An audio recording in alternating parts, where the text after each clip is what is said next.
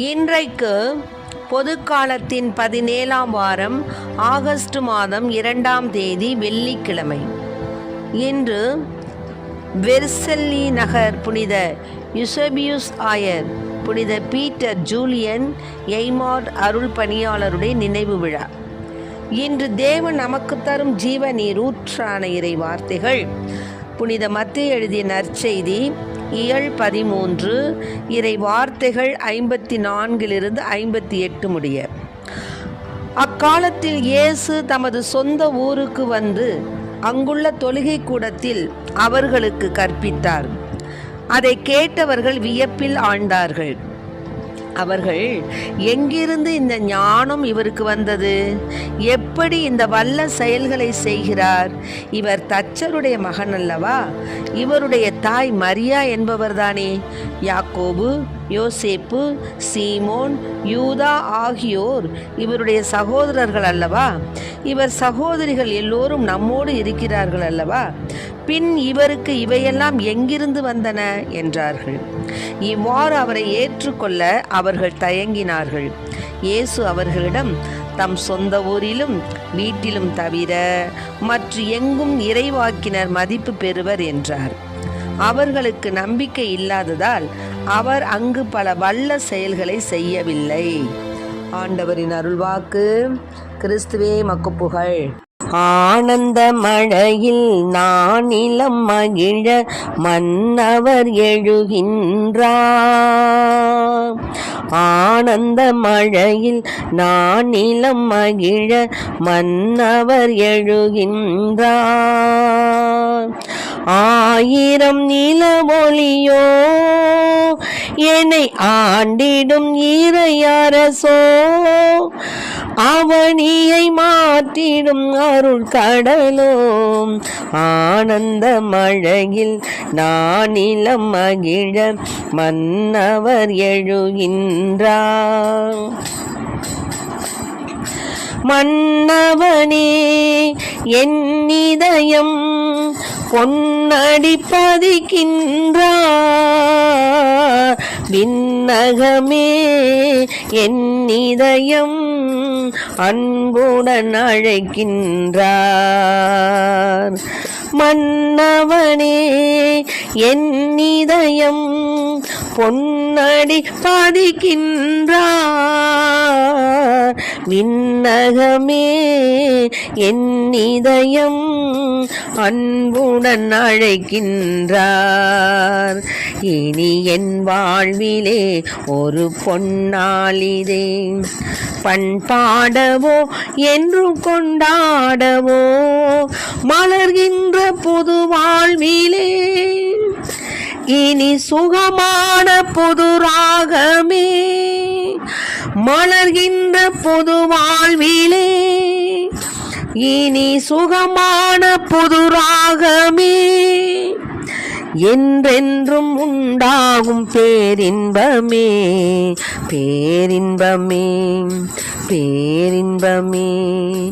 ஆனந்த மழையில் நானிலம் மகிழ மன்னவன் எழுகின்றார். சேற்றினிலே தாமரையாய் தேர்ந்தென்னை எடுத்தாரே, காற்றினிலே நறுமணமாய் கலந்தென்னில் நிறைந்தாரே. சேற்றினிலே தாமரையாய் தேர்ந்தென்னை எடுத்தாரே, காற்றினிலே நறுமணமாய் களந்தென்னில் நிறைந்தாரே. எனில் ஒன்றாகினார் நான் நன்றாகினேன், பணிவாழ்வுக்காய் என்னை பரிசாக்குவாய். மலர்கின்ற புது வாழ்விலே இனி சுகமான புது ராகமே மலர்கின்ற புது வாழ்விலே. இனி சுகமான புது ராகமே என்றென்றும் உண்டாகும் பேரின்பமே. பேரின்பமே பேரின்பமே ஆனந்த மழையில் நானிலம் மகிழ மன்னவன் எழுகின்றான். ஆயிரம் நில ஒளியோ என்னை ஆண்டிடும் இறையரசோ அவனியை மாற்றிடும் அருள் கடலோ ஆனந்த மழையில் நானிலம் மகிழ மன்னவன் எழுகின்றான்.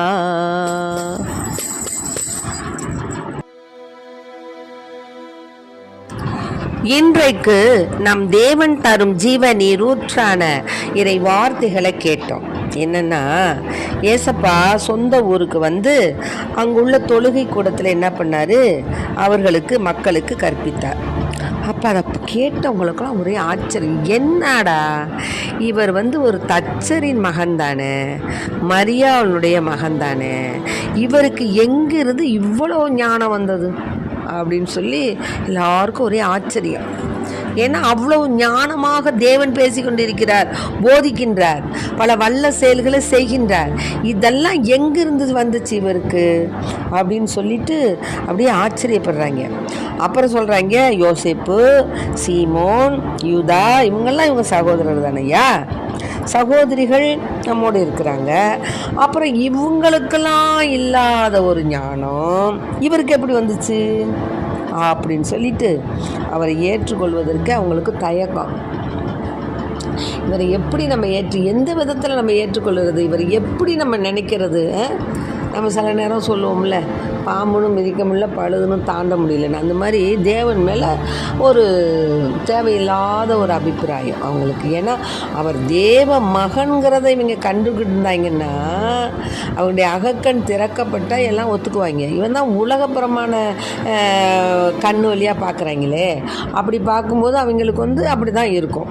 அந்த மாதிரி இருந்த உடனே இவரை அதாவது அதான் சொன்னார் சேசப்பா, அப்பா எந்த ஊர்லையாவது சொந்த ஊரில் வீட்டில் இங்கே இறைவாக்கினர் மதிப்பு பெற மாட்டாங்க. தம் சொந்த ஊரிலும் வீட்டிலும் தவிர மற்ற எங்கும் இறைவாக்கினர் மதிப்பு பெறுவார்.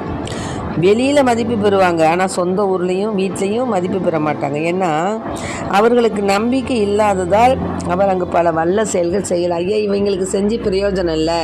ஏன்னா நம்மளே இவங்க என்ன செய்கிறாங்க, ஏற்றுக்கொள்ளலை, நம்மளை வந்து யாருன்னு அவங்க புரிஞ்சுக்கலை. நம்ம தேவ மகனுங்கிறத இறைமகனுடைய திட்டப்படி நம்ம வந்திருக்கிறோம், இவர்களுக்காக தான் நம்ம வந்திருக்கோங்கிறத உணரலை.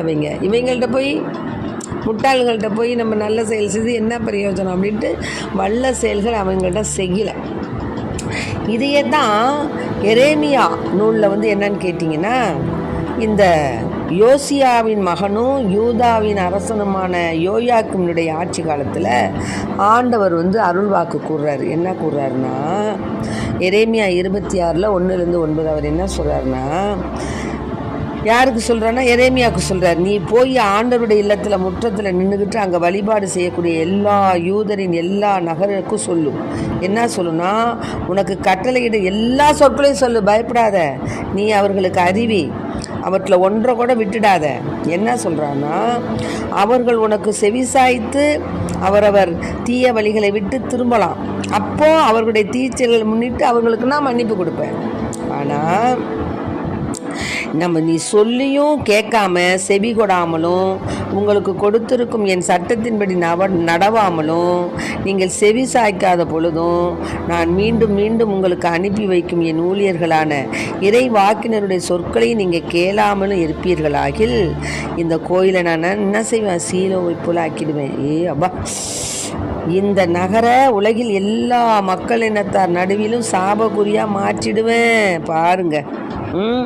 அதாவது இஸ்ரேல் மக்களை பொறுத்தளவில் எருசலேம் வந்து கடவுளது ஆசியின் அடையாளம், ஆனால் சீலோ வந்து கடவுளுடைய சாபத்தின் அடையாளம். அதனால இஸ்ரேல் மக்கள் மனம் மாறலைன்னு சொன்னால் அந்த உடன்படிக்கை பேலை வைக்கப்பட்டிருந்த எருசலேம் ஆலயமும் சீலோவை போல என்ன ஆகிடும், எதிரிகளால் சிறைபிடிக்கப்பட்டு அழிக்கப்படும்னு ஆண்டவர் எச்சரிக்கிறார்.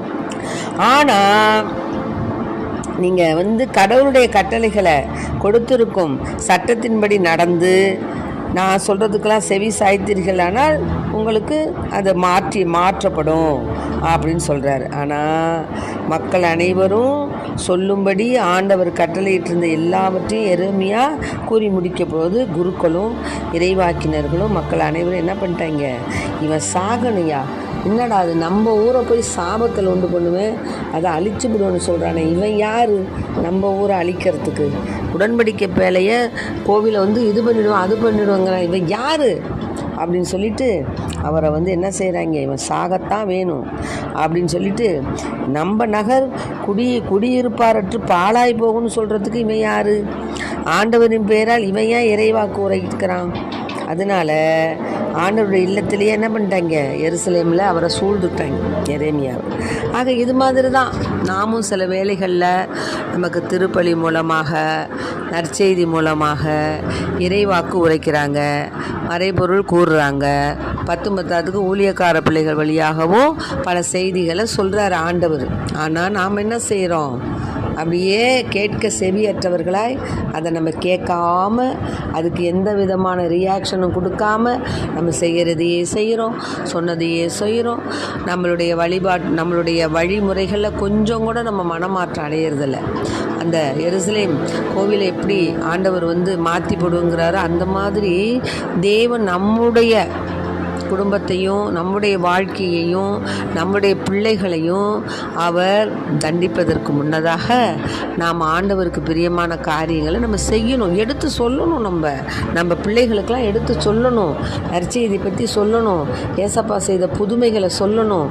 அப்போ தான் குழந்தைகளுக்கு அந்த இயேசுவினுடைய அந்த வல்ல செயல்கள் தெரியும். பார்த்தீங்களா, இந்த வல்ல செயல்கள் தெரியாத அந்த ஊரில் நான் சொல்லி பிரயோஜனம் இல்லைன்ட்டு ஆண்டவர் போயிடுறாரு.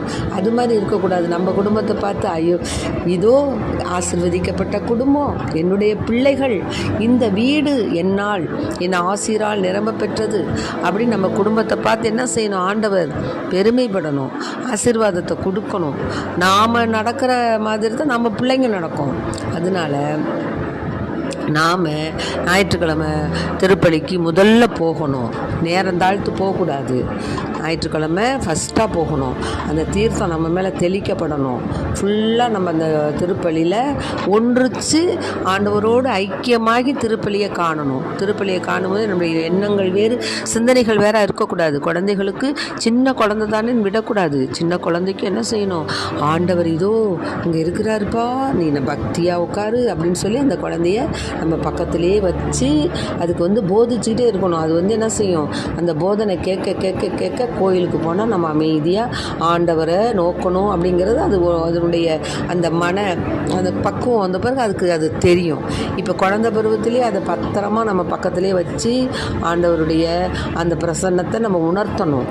அது மாதிரி தான் பெற்றோர்கள் நிறையா கோவில்களில் பார்க்குறேன், அப்படியே குழந்தைகளை ஆட விட்டுறாங்க, ஓட விட்டுறாங்க. அது அது 10 ஒரு ஷூவில் வேற ஒரு சப்தத்தை வச்சு அது சல்லுன்னு போகுது குழந்தை. அதுக்கு என்ன தெரியும், குழந்தைக்கு ஒன்றும் தெரியாது. அதை வழி நடத்துகிற பெற்றோர்கள் தான் அதை வழி நடத்தணும். பிரத்தியாருக்கு ஜெபிப்பதற்கு இடையூறாக இருக்கக்கூடாது. நாம் ஞாயிற்றுக்கிழமை திருப்பலிக்கு முன்னாடி போகணும், குழந்தைகளை அழைச்சிட்டு போகணும், குடும்பமாக போகணும், நல்ல பாவ சிங்கத்தனம் செய்யணும், ஒரு மாதத்துக்கு ஒரு வழியாவது செய்யணும். அப்புறம் திவ்ய நற்கன்மை உட்கொள்ளணும். அந்த எழுந்தேற்றத்தின் போது என்ன சொல்லணும், எழுந்தேற்றத்தின் போது தேவன் மகிமையோடு உயிர் உத்தானமாக அந்த பீடத்தில் இருக்கிறாரியா, நம்ம கேட்குறதெல்லாம் கொடுப்பார், கண்டிப்பாக கொடுப்பார் அப்படிங்கிற அந்த ஞானத்தை குழந்தைகளுக்கு உணர்த்தணும். அப்போ அந்த குழந்தை என்ன பண்ணும், சேசப்பா எழுந்தேற்றத்தப்ப உயிர் உத்தானமாக வருகிறார் அப்படி உணர்ந்து அது தெய்வ பக்தியோடு அதை கும்பிடும். இப்படியாக பெற்றோர்கள், ஞான பெற்றோர்கள், தாத்தாப்பார்கள், பாட்டிமார்கள், பெற்றோர்கள்லாம் நம்ம குழந்தைகளுக்கும் நம்முடைய பேர குழந்தைகளுக்கும் எடுத்துக்காட்டாக இருக்கணும். சின்ன குழந்தை தானே விட்டுறக்கூடாது. சிறு குழந்தையிலே நம்ம சொல்லி கொடுக்கும்போது அது பின்னாடி ஞானத்தின் ஆவியை பெற்ற குழந்தையாக மாறும். அது மாதிரி அந்த மறைபொருள் அந்த ஞானோபதேசம் சொல்லி கொடுக்குற கிளாஸுக்கெல்லாம் பிள்ளைங்களை அனுப்பணும். ஏன்னா உலகப்புறமான காரியங்களை படிப்பதற்கு நம்ம நிறையா ஒதுக்குறோம். அந்த கிளாஸுக்கு போகணும், இந்த கிளாஸுக்கு போகணும், இதுக்கு டியூஷன் போகணும், கணக்குக்கு போகணும், சயின்ஸுக்கு போகணும், அதில் வீக்காக இருக்கான் அப்படி. ஆனால் உலகப்புறமான காரியங்களுக்கு முக்கியம் கொடுக்கக்கூடிய நாம் ஞான காரியங்களுக்கு முக்கியம் கொடுக்கணும். அந்த ஞான உபதேசம் கற்றுக்கிறதுக்கு பிள்ளைங்களை அனுப்பணும். போனியா, படிச்சியா, என்ன சொன்னாங்க இன்னைக்குன்னு கேட்கணும். ஏனோ தானோ என்று இருக்கக்கூடாது. சின்ன குழந்தைகள் வளருவது அதான் 5 விளையாதது 50 விளையாது. சின்ன குழந்தையிலேயே நீ அதை அடித்து திருத்தி வளர்த்து வந்தினாதான் அது பெரிய குழந்தையாக போகும்போது உனக்கு மகிழ்ச்சி தரக்கூடிய குழந்தையாகத்தான் இருக்குமே தவிர உனக்கு துன்பத்தை தரக்கூடிய குழந்தையாக இருக்காது. ஆகவே அன்பார்ந்த பிள்ளைகளை, இதை கேட்டுக்கொண்டிருக்க அன்பு பிள்ளைகளே, தேவன் எப்படி ஞானத்தின் ஆவி பெற்றவராய் ஞானமுடன் பேசினாரோ அவரை ஏற்றுக்கொள்ள மக்கள் தயங்கினார்கள். ஆனால் நம் பிள்ளைகள் ஞானத்தின் ஆவியுடையவர்களாய் தேவனுக்கு ஏற்புடைய குழந்தைகளாய் வாழ நாம் அவர்களை மீது ஜெபிக்கணும். நல்லா தூங்கிக்கிட்டு இருந்தாலும் சரி, நம்ம என்ன செய்யணும், அதிகாலை எழுந்து அந்த குழந்தைகளுக்கு மேலே தலையில் அப்படியே தலைக்கு மேலே கையை வச்சு, தூங்கிக்கிட்டு இருந்தாலும் பரவாயில்ல, அப்படியே தலை மேலே கையை வச்சு, ஆண்டவரே இந்த நாள் இரவு முழுவதுமாக நீர் என்னையும் என் குழந்தையும் என் குடும்பத்தாரையும் என்னுடைய கணவரையும் என்னுடைய மாமன் மாமியார் எல்லோரையும் நீர் பாதுகாத்த கிருபைக்கு நன்றி. தொடர்ந்து இந்த புதிய காலை பொழுதிலே என் குழந்தைகளை ஆசீர்வதிங்க ஐயா. அவர்களுக்கு ஞானத்தின் ஆவியை கொடுங்க ஐயா. அவர்கள் போகும்போதும் வரும்போதும் முன்னும் பின்னும் இடமும் வளமும் தேவரீரே இந்த குழந்தைகளுக்கு கேடகமாக கோட்டையாக அரணாக இருந்து பாதுகாத்துக்குங்க ஐயா. எந்த தீய சக்திகளோ, எந்த விஷ ஜந்துக்களோ, எந்த பொல்லாப்புகளோ, எந்த தீவினைகளோ, எந்த ஆபத்துகளோ, எந்த விபத்துகளோ எங்கள் பிள்ளைகளை நெருங்கக்கூடாது ஐயா. அவர்கள் படிக்கின்ற பாடங்களை அறிந்து நல்ல முறையில் படிக்கணுயா. அவர்கள் செய்த குற்றம் குறைகளெல்லாம் மன்னிச்சிருங்க ஐயா. நாங்கள் செய்த குற்றங்களையும் மன்னிச்சிருங்க ஐயா. என் பிள்ளைங்களை இன்று உமது பாதத்தில் ஒப்பு கொடுக்குற ஐயா. நீங்கள் அவங்க கூடவே இருந்து கரம் பிடிச்சு வழி நடத்துங்க ஐயா அப்படின்னு சொல்லி அதிகாலையில் நீங்கள் எழுந்து அந்த குழந்தைகளுக்கு மேலே நீங்கள் கையை வச்சு ஜெபிச்சிங்கன்னு வச்சுக்கோங்களேன், அந்த குழந்தை நல்ல ஞானமுள்ள குழந்தையாக தேவனுக்கு பிரியமுள்ள குழந்தையாக வளரும், வாழும். அதனால் இதை கேட்டுக்கொண்டிருக்க அன்பார்ந்த பிள்ளைகளே, உங்கள் குழந்தைகள் வளர்வது உங்கள் கையில் தான். எந்த குழந்தையும் நல்ல குழந்தை தான், அன்னை வளர்ப்பில் தான் இருக்குது. ஆகவே அன்பு பிள்ளைகளே, நீங்கள் உங்கள் குழந்தைகளுடைய எதிர்காலம் நல்ல முறையில் ஆண்டவருக்கு ஏற்ற குழந்தைகளாக வாழ வேண்டும் என்றால் நீங்கள் அதற்கு முன்மாதிரியாக இருக்கணும். ஜெபிக்கணும். ஜெபித்து நன்றி சொல்லணும். நன்றி நன்றி நன்றின்னு சொல்லுங்கள். எல்லா காலமும் எல்லா நேரமும் தேவன் நமக்கு செய்த சகல நன்மைகளுக்கும் கொடான கொடி நன்றி செலுத்துகிறேன் தகப்பனே என்று ஒரு நாள் எழுந்து சொல்லுங்கள். படுக்க போகும்போதும் சொல்லுங்கள். குடும்பமாக உட்காந்து ஜெபிக்க பிரயாசப்படுங்க. அதாவது ஜெபமாலை சொல்லுங்கள். அப்படி சொல்ல முடியலன்னா ஒரு 10 மணியாவது குடும்பமாக உட்காந்து சொல்லுங்கள். ஆகவே இதை கேட்டுக்கொண்டிருக்கிற அன்பார்ந்த பிள்ளைகளே, தேவன் சொல்லுவது போல என்ன சொல்லியிருக்கிறாரு? தேவன் என்ன சொல்லியிருக்கிறாரு? ஆண்டவர் கூறுவது இதுவே, நீங்கள் எனக்கு செவி கொடாமலும் உங்களுக்கு கொடுத்திருக்கும் என் சட்டத்தின்படி நடவாமலும் நீங்கள் செவி சாய்க்காத பொழுதும் நான் மீண்டும் மீண்டும் உங்களிடம் அனுப்பி வைக்கும் என் ஊழியர்களான இறை வாக்கினர்களுடைய சொற்களை கேளாமலும் இருப்பீர்களாகில் இக்கோவிலை சீலோவை போல் ஆக்குவேன். இந்நகரை உலகில் எல்லா மக்களினத்தார் நடுவிலும் சாபக்குறியாக மாற்றுவேன் அப்படின்னு சொல்கிறார். அதனால் அன்பு பிள்ளைகளே, கண்டிப்பாக நீங்கள் இந்த ஆண்டவருடைய கோபத்திற்கு ஆளாகாத வண்ணம் தேவன் ஒரு அடி எடுத்து வச்சா 10 அடி வருவார். நம் தேவன் நம்மளை தண்டிப்பவர் அல்ல, இரக்கத்தின் தேவன், நம் மீது கிருபையும் இரக்கமும் காண்பிக்கக்கூடிய தேவன். ஆகவே நாம் இரக்கத்தோடு தேவனிடத்தில் நாம் மன்னிப்பு கேட்கும் பொழுது நம் அனைத்து சாபங்களையும் மாற்றிடுவார். அதனால் அன்பு பிள்ளைகளே, உங்களுக்காகவும் உங்கள் பிள்ளைகளுக்காகவும் உங்கள் பேர குழந்தைகளுக்காகவும் உங்கள் உற்றார் பெற்றார் உறவினர் குழந்தைகளுக்காகவும் உங்கள் பங்குக்காகவும் பங்கு மக்களுக்காகவும் நாட்டிற்காகவும் திருச்சபைக்காகவும் திருச்சபையில் அனைத்து குடும்பங்களுக்காகவும் நீங்கள் தொடர்ந்து மன்றாடி இறைவனிடத்தில் பரிந்து பேசக்கூடிய பரிந்துரை ஜபத்தை செய்து ஆண்டவருக்கு ஏற்ற பிள்ளைகளாக வாழ்வோம், வளர்வோம். இயேசுவுக்கு புகழ், இயேசுவுக்கு நன்றி. இயேசுவின் இரத்தம் எங்கள் ஜெயம். அறியே வாழ்க.